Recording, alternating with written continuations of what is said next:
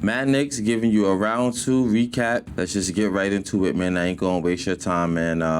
Last series, man, really good series. Of course, as we all know, it was a sweep before Oldham. Some small observations that I saw recapping, each player, each game, little synopsis of it, and maybe our outlook on the next series. At this time, filming this video, we still are undecided who that's gonna be, but nevertheless, we can imagine. Game 1, 137-98. It was a wire-to-wire blowout, but we pulled away mid-second quarter-ish, almost towards the third. That was a game Jalen cooked, man. He pretty much cooked that whole game. OG gave us some really timely buckets. Like, I can't say enough about OG, man. I mean, he really stepped it up, man, since towards late end of the season, man. Like, he really, he had some up and down games in the Atlanta series, but for the most part, man, defense, offense, and really it's the timely buckets, man. It's not just the amount. It's the time when he's hitting those buckets, man. Uncanny, man. We pretty much lived in the paint in game 1, man. 58 points in the paint to their 32 points in the paint, 34 assists. Overall good ball movement from everybody. Of course, Cat is our hub, so he might be the one that get the most assists, but everybody moving the ball, moving themselves. Not really much to talk about with game 1. We kind of really cooked them. Their excuse was that they just came off of playing a game 7, an emotional game 7 against the Celtics. Hey, you do that with what you will. We kind of cooked them, man. We shot 63% from the field, man. And 51% from 3. So it was like raining on them, man. Like, we was really killing them, man. It wasn't our most successful game from the 3-point line in this series, but a really, really strong one. 10 steals, 6 blocks as a team. Really getting after it, turning defense into offense. Really giving it to them, man. Game 2, 108-102. This game was more of a battle. They came a little bit more ready. They wasn't going to just lay down and allow us to just cook them. So they came with a little bit more energy, a little bit more effort against us. To be honest with you, it was a close game. A lot of self-inflicted, wounds, man, when it comes to this game. But lack of focus. You know what I mean? From our part, the refs were terrible. It just almost seemed like the ref was like, you know what, the ratings is not going to be that great if the Knicks just win. Let's make this a little competitive. But, no Mitch, no Embiid. Embiid with the hip and the knee soreness thing, so he sat down. Mitch had an illness. It was going to be a, weird game to start as is. Poor George, man, he just was frying early, man. He just couldn't miss, man. Couple that with some Cat early foul woes. It was kind of like, okay, where is this going to go? But we got another very strong game from OG, man. Very strong game. I'm telling you, man, he's really been bringing. It's going to be a common theme in this video, me bringing up OG. OG has just been continuously bringing it, man. This was a back and forth game, though, for the most part. A back and forth game. This wasn't like game 1. They got the lead maybe like once or twice. Maybe I think they got the lead leading into the second half. Sorry. This was a seesaw game, for the most part, man.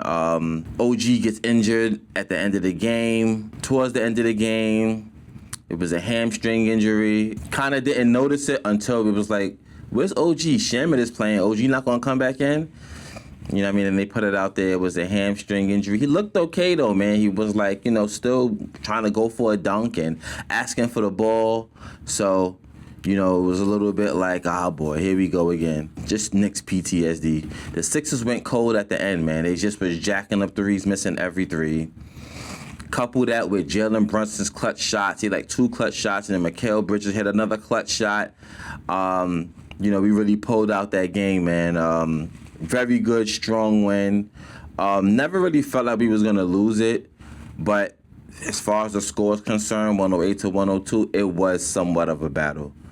Game 3, 108-94. Lackadaisical start for us, man. Deuce starting it for OG.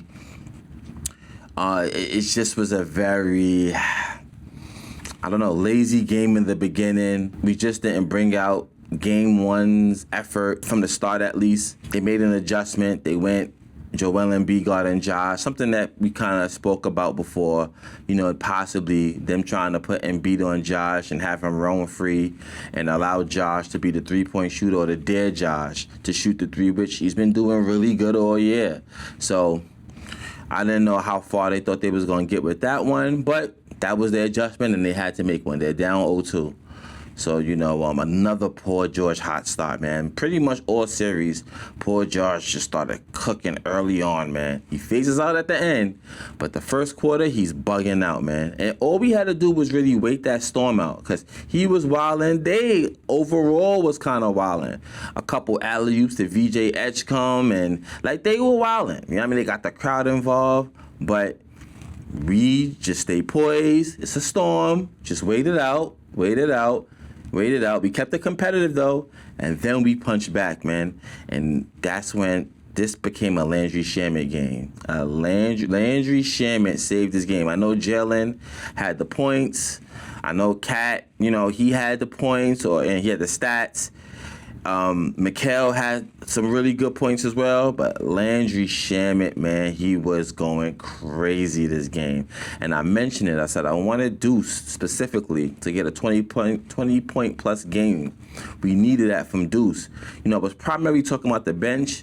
He started today, so it don't apply, but we needed a third guy outside of Cat and Jalen to cook, and OG is out. And it became Landry, and I ain't mad at it, man. I'm not mad at it, man. This was Landry's game, man. Really good from Landry, man. We need a third, fourth guy. We need it, man. We can't just rely on the starters to give us everything. Again, Mikal's aggressiveness, that can't go unnoticed. He was really bringing it to them. Layups here, flow to this. The jump shot is falling, but it's not just the jump shot. He's taking it to the rack and being aggressive. They went to that hack and Mitch. It didn't really work out. Mitch went, 4-8. He hit 4 free throws. You'll take it. The hack and Mitch didn't really work out in their favor. And then we ran away with the game mid-fourth quarter, to be honest with you. It pretty much was over, man. You know what I mean? Really good game as well. This was their first game in their home. So they was going to come with some sort of effort. And we had to bring it, and I declared Game 3 a must-win. This team is on their heels. We're better than this team. We should win Game 3, because if you win Game 3, it sets you up to win Game 4, and we can go on our way, man. We don't need to be giving up a game to these guys, man. We're way better than them. And we handle business, man. Game 4, this game was pretty much a shellacking. This wasn't the Atlanta Hawks game, but it was the Atlanta Hawks Game 6 game. This was pretty much a smoking from the start. Wire to wire, man. This was Deuce's game. Threes galore from the whole team, but Deuce was wilding from three. A 43-point first quarter, man, from us. Punched them. Came out the gate. Great ball movement. When it's a blowout like that, man, everything was going right on our part and everything went wrong on their part, man. We really brought it. And the main thing outside of the stats that I really like is keeping your foot on opponents' necks, man. That's something that this Knicks team, for a while, for years, where we seem to play down to our competition. And then, we're liable to punch up, but we play low to our competition. Nope. It hasn't been that way, man.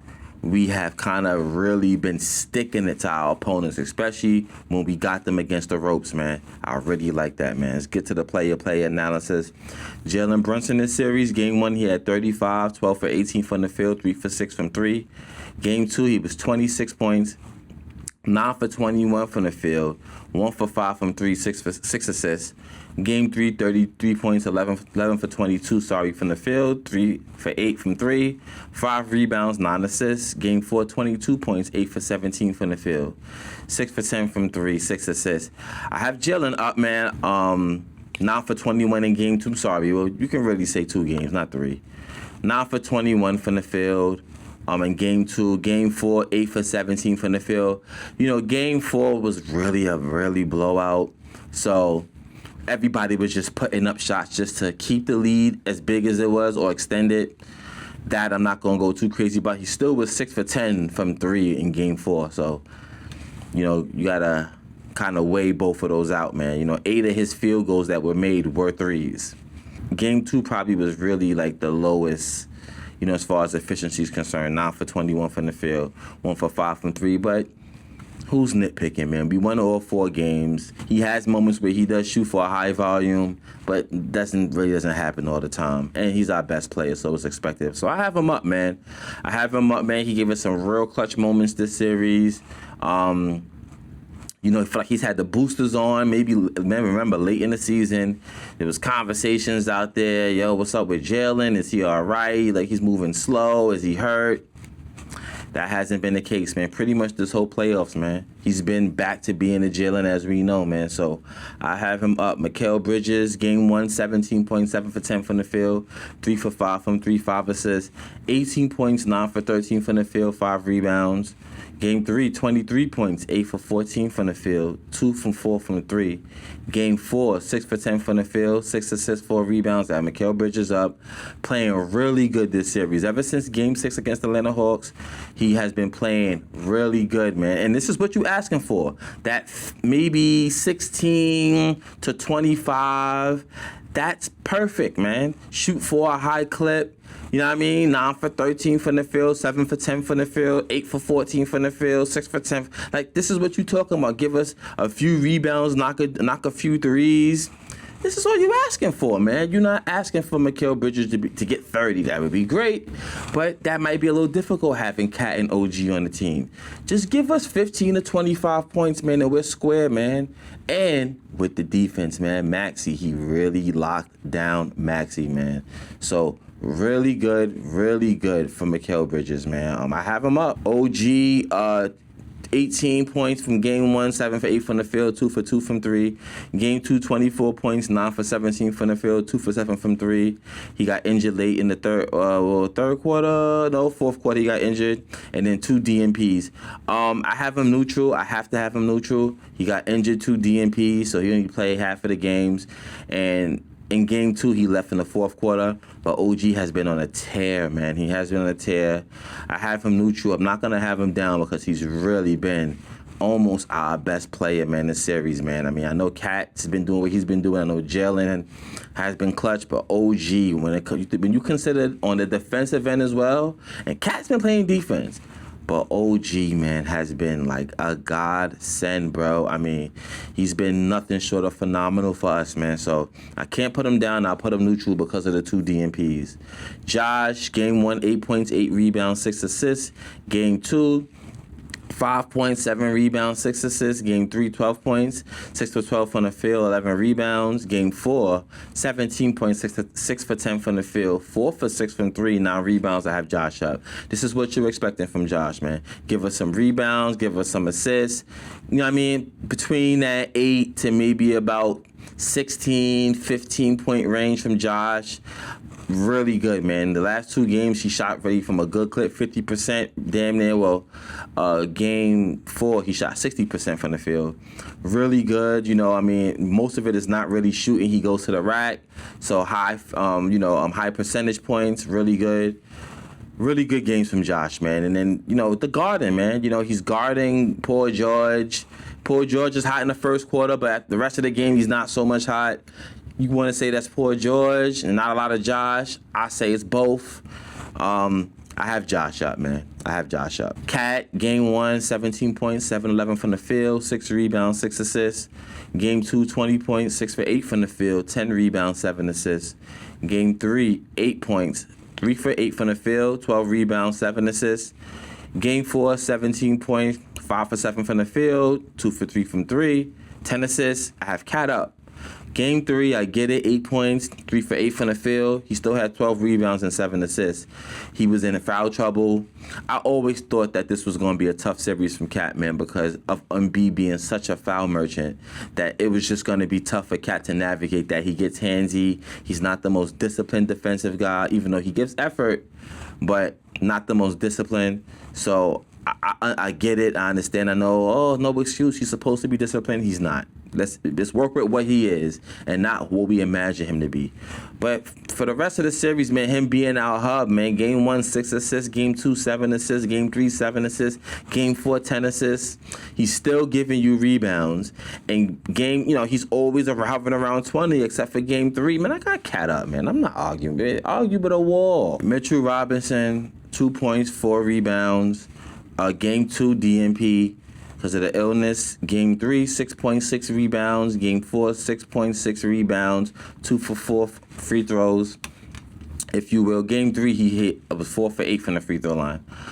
Mitch, I have Mitch neutral, doing Mitch things, being somewhat of a wrecking ball in the glass. He didn't play a whole lot. He had some, of course, I said Game 2 he was injured, but even a few of the games, he was in foul trouble, a few of them, where they had to go to Huck Porty a few times. So, but really good for Mitch, man. Alley-oops, knocked in a few of the free throws when we needed him to. Just enough to keep them honest. Landry Shamet, 3 points. Game 1. Game 2, 0. Game 3, 15 points, 5 for 6 from the field, 2 for 3 from the 3. Game 4, 12 points, 4 for 7 from the field, 4 for 6 from 3.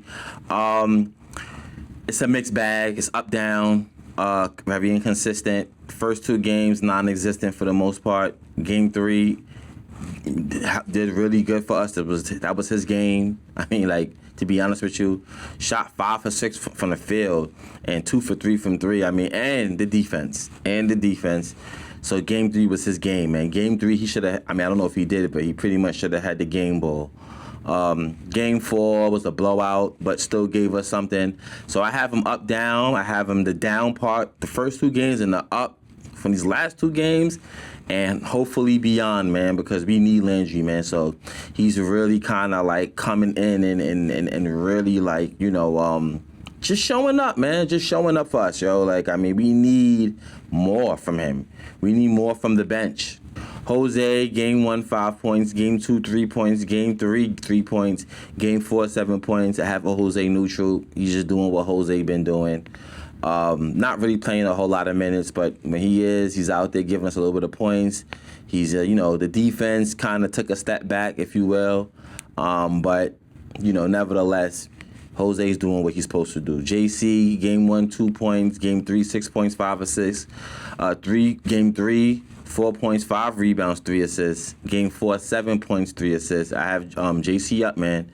I have him up. Really good. He's not playing a whole lot of minutes for us. They're really running the starters a whole lot. It's playoff basketball. That's how it's going to go. But when he's out there, he's giving us a lot, man. He really is. The alleys, the defense, the ball pressure. You know what I mean? Somewhat the playmaking. As I said, Game 2, 5 assists, 3 assists. Game 3, Game 4, 3 assists. Making in a few flowers. The jump shot is still not there. It hasn't been there for most of the season for us with him. But, hey, man, giving us what he can, man. Some floaters, some playmaking, defense. Really good from JC. Deuce, Game 1, 8 points. Game 2, 4 points. Game 3, 3 points. Game 4, 25 points. 7 for 10 from the field. 7 for 9 from 3. I ain't gonna lie, I got Deuce up. I have him up. I know Game 2 and Game 3 was nothings from Deuce. Especially, Game 2, he starts for OG. We needed more from him, but it is what it is. He is playing defense, though, so you can't, shun that. Game 3, another nothing. Game 1, a timely basket or 2, a timely 3 or 2, but pretty much nothing but Game 4. Let's be real. We jump out on that lead because of his threes. 7 for 9 from 3. So he was 7 for 10 from the field. All 7 of his made field goals were threes. Wildin'. That's how I got Deuce, man. And that's the rotation, man. Really good, man, from the team, man. I felt like all 4 wins have been overall victories, man. So really, really, really good, man, series, man. We're getting hot at the right time. I know we got a break right now. We got to see what's going to happen with Cleveland and Detroit, how that's going to turn out. Who would we rather between Cleveland and Detroit? Since we're on the topic, I ain't gonna lie to you, it really doesn't matter. I think we could beat both teams. I can understand why a lot of people would pick Cleveland because the tenacity of Detroit. But more and more when you watch them, it's kind of like Cleveland. I think Detroit's flaw it's higher than Cleveland, but Cleveland's ceiling is higher because Cleveland, Donovan Mitchell could just go off at any given time. James Harden can just go off at any time. Evan Mobley could just wake up at any time. Whereas Detroit, they don't really have an offense like that, man. They don't have guys. They're hoping that Jenkins, a two-way player, can be a pivotal, can be a focal point for them. They're relying on Tobias Harris to be an all-world scorer. He's never really been in his career. They really have Cade and a bunch of backup singers. As where Cleveland has a little bit more. So I can understand both who you will want. Nevertheless, I think both teams are beatable, man. If we do what we're supposed to do, which we have been doing, we can beat both teams, man. So that's pretty much it, man. That's just the recap of the series, man. I'll probably do another video before the next series start. It's 2-2 right now as we speak, so who knows how long that's going to go on for. And that could possibly go on to 7 games, and maybe we won't start our first game until, Monday, Tuesday, maybe? So we'll see, man. But, hey, man, like, comment, subscribe. Subscribe to my Manic Short channel. Follow me on @KMoores_. And you already know, man. We up out of here, yo. Let's go Knicks.